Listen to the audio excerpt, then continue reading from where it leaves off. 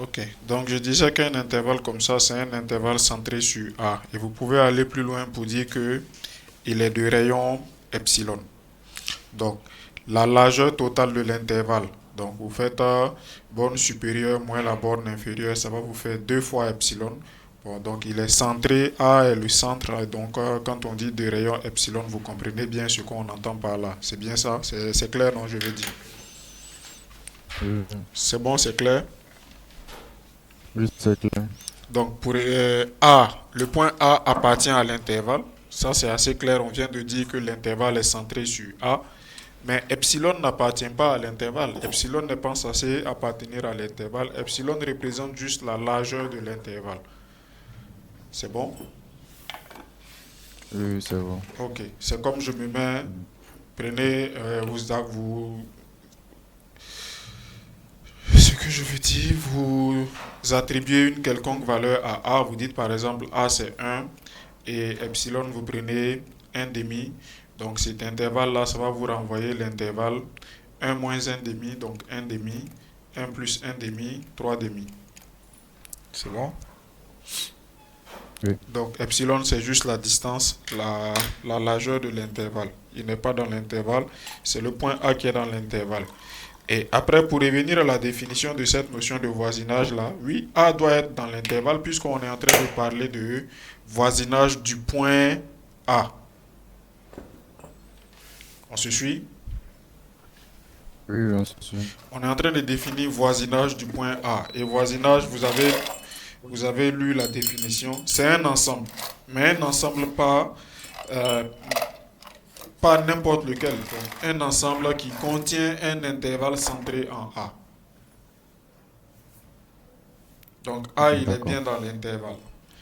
Et cette notion de voisinage-là, c'est qu'il faut retenir quand vous parliez de la nature des bornes, que les bornes soient fermées ou bien qu'elles soient ouvertes. Ce qu'il faut retenir, c'est que l'intervalle, en fait, pourquoi c'est cohérent. On veut qu'il soit centré sur le point A parce qu'on veut pouvoir observer le point A de tous les côtés. Quand je dis ça, regardez la représentation, la figure, l'esquisse qu'on fait ici. On dit que A est là et le voisinage doit contenir un intervalle comme ça. Donc le voisinage là, c'est un ensemble qui doit être plus grand que ça, qui contient l'intervalle. Donc c'est en Je cela vois. que je dis qu'on est dans un voisinage de A. En fait, ce à quoi la notion renvoie, la notion de voisinage, le point particulièrement important qu'il faut retenir, c'est qu'on doit pouvoir regarder, on doit pouvoir regarder le point A des deux, des deux côtés. On doit pouvoir regarder le point A en étant à droite de A, mais on doit aussi pouvoir regarder A en étant à gauche de A. Ce qui n'est pas le cas si je prends un intervalle par exemple comme ça. Si je prends un intervalle A plus l'infini. Si je dis que je suis dans l'intervalle A plus l'infini, étant dans cet intervalle-là, je ne peux pas regarder A en étant à gauche de A. Non. Puisque si je suis dans l'intervalle, je suis forcément à droite de A. Oui. Donc je vois seulement le profil droit de A. Je ne vois pas son profil gauche. D'accord. Voilà. Donc l'intérêt de cette notion de voisinage, c'est ça, c'est qu'on puisse regarder A et de par la droite et de par la gauche.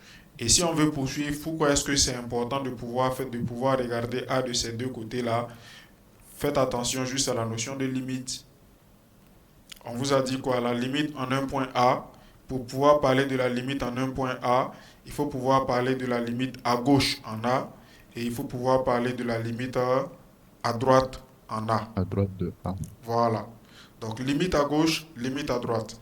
À gauche, x tend vers A par valeur inférieure. Donc x est plus petit que A, x est à gauche de A. À droite, x tend vers A par valeur supérieure. X est plus grand que A, x est à droite de A. Donc si on n'est pas dans un D'accord. voisinage, on ne peut pas parler de limite à gauche et de limite à droite. L'intérêt, c'est ça. D'accord. Ok, merci. Ok. Donc, oui, on a répondu à la question. Ici, c'est fermé.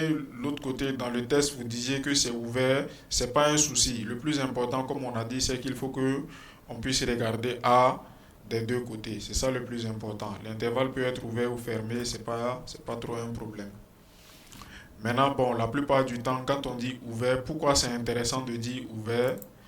Parce que quand on a un intervalle ouvert, si l'intervalle est ouvert comme ça là, n'importe quel point en fait, euh, tant que le point est strictement dans, donc je fais AB comme ça. Si X appartient à l'intervalle AB, donc A, X est strictement compris entre A et B. Donc un tel intervalle, il est voisinage du point de n'importe quel point X qu'il contient. Parce que ici, je peux toujours trouver quelqu'un qui soit là, qui puisse voir X de par la gauche. Pareil, je peux trouver encore quelqu'un ici qui soit là, qui puisse voir X de par la droite. Donc la plupart du temps, les voisinages, quand on les définit, on utilise des intervalles ouverts, mais l'intervalle peut être fermé aussi, ça ne pose pas trop de problème. Monsieur Keita Daouda a la main levée. On écoute Monsieur Keita. Bonsoir, monsieur. Bonsoir, Monsieur Keita. Monsieur, moi, ma question là, en fait, c'est au niveau euh, du cours. Concernant les petites vidéos qu'on balance parfois sur la plateforme, les vidéos YouTube là. Oui. Voilà, en tout cas, moi, ce qui me motive là, ce genre de vidéos. Quand je suis des vidéos là, bon, je m'arrive à m'attaturer un peu. Donc, j'aimerais savoir, il n'y a pas un lien pour ça. Pour, je vois que les vidéos, bon, ce sont des petites vidéos, mais ça nous sert. Donc, je voudrais savoir s'il y a des liens pour pouvoir suivre ce genre de vidéos. Je ne sais pas que répondre à votre question. Les vidéos qu'on trouve être pertinentes pour les notions qui sont abordées dans le cours, vous venez de dire qu'on propose ces vidéos là sur la plateforme. Oui, oui. Voilà, donc c'est ça. Vous les avez sur la plateforme. Mais Celles qui sont. C'est pas dans. c'est pas dans tous les modules, c'est pas dans tous les chapitres. Oui, mais allez chercher alors. Vous faites une recherche Bon, tout tout le monde est simplement. tapé sur YouTube. Ouais, j'ai fait des recherches sur YouTube, mais je vois pas, Ok, ce n'est pas, ça ne vient pas. il y a Madame Yvette Bougma qui dit qu'elle veut vous répondre. D'accord. Madame Bougma,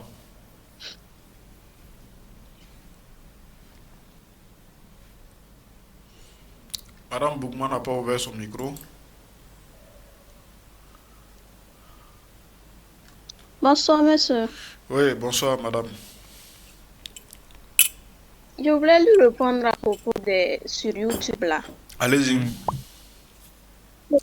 Oui, c'est disponible et il y en a beaucoup même. Moi, j'ai fait des recherches sur ça, il y en a. Si tu tapes, il faut taper nombre réel, niveau licence 1. D'accord. Oui, si tu tapes, on va te présenter. Il y a Ivan, il y a un autre Sénégalais là.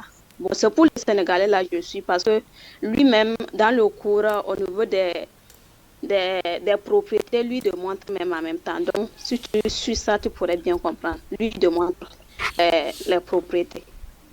Ah, d'accord. Ok, donc, peut-être parfois, donc, après le cours, vous pouvez balancer le lien là, dans les groupes, s'il vous plaît. D'accord, je vais essayer pour voir si je peux le faire. Donc, merci, d'accord. Non, je vous en prie. Merci, monsieur. Ok. Donc voilà, dans la discussion, il y a certains autres comment je dis ça, qui vous font des suggestions. Après tout ça, c'est des choses sur... Bon, on espère que vous êtes familier à ces questions-là. Par exemple, pour les différents enregistrements du cours et même pour toutes ces capsules vidéo-là, à chaque fois, on précise bien. Je dis par exemple ici, en dessous de la vidéo, j'ai précisé qu'il y a 5 capsules vidéo. Vous êtes encouragé à les suivre toutes. Donc, Au lieu de regarder la vidéo directement sur la plateforme, vous faites cliquer sur YouTube, regarder sur YouTube, pardon. Donc vous cliquez regarder sur YouTube, il vous ouvre la vidéo